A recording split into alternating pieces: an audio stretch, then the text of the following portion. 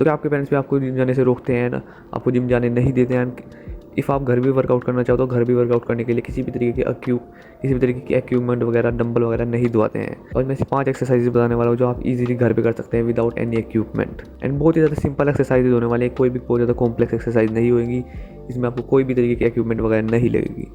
या आप इजीली अपने घर में कर सकते हो, डिसेंट फिजिक बना सकते हो। जिम जाने वाले बंदों की जैसा सेम ऐसी फिजिक बना लो, ऐसी फिजिक बनाना बहुत ही ज़्यादा मुश्किल है बिना जिम जाए, क्योंकि जिम में मशीन जो होती है वो साइंटिफिकली प्रूवन होती है इस तरीके से जिससे आपकी पर्टिकुलर मसल वगैरह ट्रेन हो जाए। अगर आपको सेम जिम जैसी बॉडी बनानी तो आपको जिम में ही जाना पड़ेगा, या फिर आपको बहुत ही ज़्यादा एक्स्ट्रा एफर्ट डालना पड़ेगा। जैसे कि अगर आप कोई बंदा जिम में जैसी बॉडी 1 साल में बना रहा है, आपको ऐसा होम वर्कआउट से 2-3 साल भी लग सकते हैं। तो अगर आप वर्कआउट वगैरह शुरू करना चाहते हैं, एक हैबिट बनाना चाहते हैं, तो उसके लिए आप ये होम वर्कआउट फॉलो कर सकते हैं। बट मैं रिकमेंड करूँगा कि आप जिम वगैरह ही जाए। तो सबसे पहले एक्सरसाइज आती है पुशअप्स। एंड सबसे ज़्यादा वेल नोन एक्सरसाइज में से एक है, सबसे ज़्यादा गोटेड एक्सरसाइज है, क्योंकि इसके लिए आपको किसी भी तरीके की इक्विपमेंट, किसी भी तरीके का कुछ कॉम्प्लेक्स काम नहीं करना है, सिर्फ आपको। एंड सबसे अच्छी बात पुशअप्स में ये है कि सिंपल एक्सरसाइज है। दूसरी बात ये, इसके बहुत ज़्यादा वेरिएशंस हैं।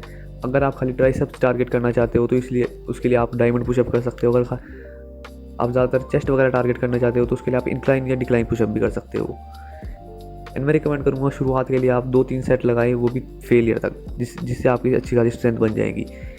एक बार आपकी अच्छी खासी स्ट्रेंथ बढ़ जाए देन आप अपने हिसाब से कर सकते हैं, बट मैं कहूँगा कि 3 सेट आपको फेलियर तक करने हैं, जिससे आपकी अच्छी खासी स्ट्रेंथ बन जाएगी। एंड अगर आपके शुरुआत में पुशअप्स हार्ड लगते हैं तो आप वो पुशअप से या फिर इंक्लाइन पुशअप से भी स्टार्ट कर सकते हैं। आउट आ जाता है पुलअप्स, बहुत ही ज़्यादा इंसेन बैक स्ट्रेंथ बन जाएगी। एंड ज़्यादातर बंदे जो कैलिस्थेनिक्स वगैरह करते हैं वो भी पुलअप्स को ही सबसे ज़्यादा प्रेफर करते हैं।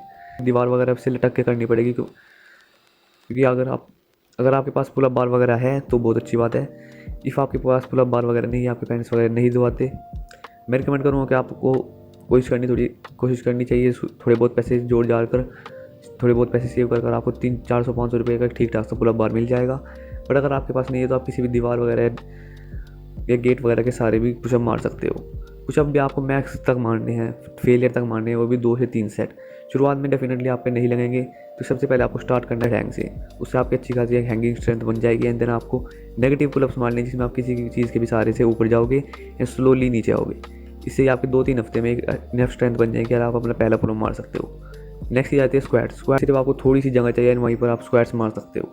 एंड ज़्यादातर बंदे अपने लेग्स वगैरह पर उतना फोर्स कर नहीं करते, उन्हें ज़्यादा लेग्स वगैरह को ट्रेन नहीं करते। बट अगर आप अपने लेग्स वगैरह को ट्रेन नहीं करोगे तो आपको बाद में दिक्कत आ सकती है।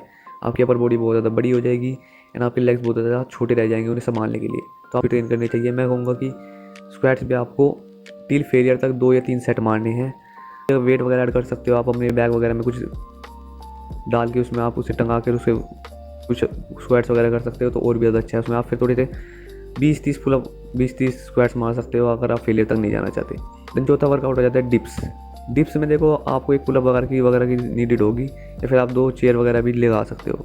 एंड अगर आपके पास वो भी नहीं है तो आप किसी भी बेड वगैरह के, किसी बेंच वगैरह के सहारे आप बेंच डिप्स भी मार सकते हो। फिर ट्राइसेप बहुत अच्छी तरीके से टारगेट होंगे। उसमें आपको टारगेट करना है कम से कम 15 से 20 डिप्स मारनी है, वो भी 3 सेट तक। लास्ट चीज़ आ जाती है प्लैंक। तो प्लैंक भी बहुत ही ज़्यादा ईजी होता है, बट आपके कोर के लिए बहुत ज़्यादा इंपॉर्टेंट होता है।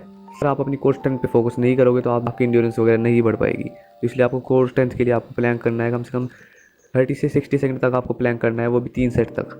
इफ़ आप उससे ऊपर जा सकते हो तो वो भी अच्छा है, बट आपको कम से कम मिनिमम टारगेट करना है, कम से कम 30 सेकंड का आपको प्लैंक करना है, वो भी 3 सेट तक। उससे आपकी इंसेन कोर स्ट्रेंथ बढ़ेगी।